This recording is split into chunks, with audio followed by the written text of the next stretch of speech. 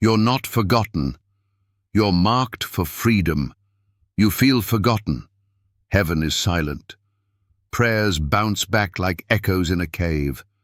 The world sees your pain, but no one stops to ask, "Are you okay?" But hear this loud and clear: God didn't forget you. You were never invisible. You were marked, and not marked for punishment, not marked for rejection. You were marked for freedom. While the world wrote you off, God wrote your name on his hand.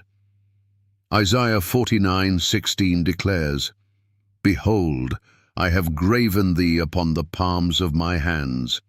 You were carved into divine skin, while nails pierced through flesh to set you free." You see, being forgotten is a human concept. People forget. Churches forget. Religious leaders forget. But the God of the universe has a memory that never fades and a plan that never fails. The skeptics say, if your God is so real, why are you still in chains? Here's why. Because deliverance always starts in silence. Joseph was forgotten in a prison cell before he stood before Pharaoh. Moses was exiled to the wilderness before he faced Egypt. Jesus was nailed to a cross and buried in a tomb before the stone rolled back. Heaven's silence is never neglect. It's a setup for freedom so undeniable, even your enemies will fall silent. But pastors have twisted the story. They've preached comfort, not courage. Priests have handed out rituals, not resurrection.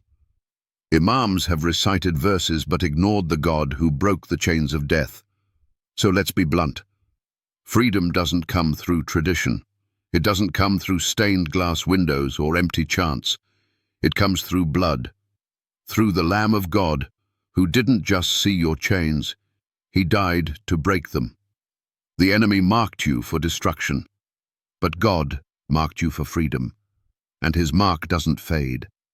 The scars on Christ's hands aren't decoration, they are proof. Proof that someone bled so you could live, that someone was forgotten so you would never be, that someone was bound so you could be loosed. So why are you still acting like a prisoner?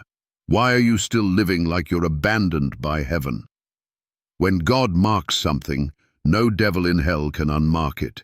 When God calls you his, not even your worst mistake can cancel your identity. But there's a war raging. A war between what the world says you are and what the Word says you are. The world says, you're broken. The Word says, you're healed. The world says, you're forgotten. The Word says, you are chosen.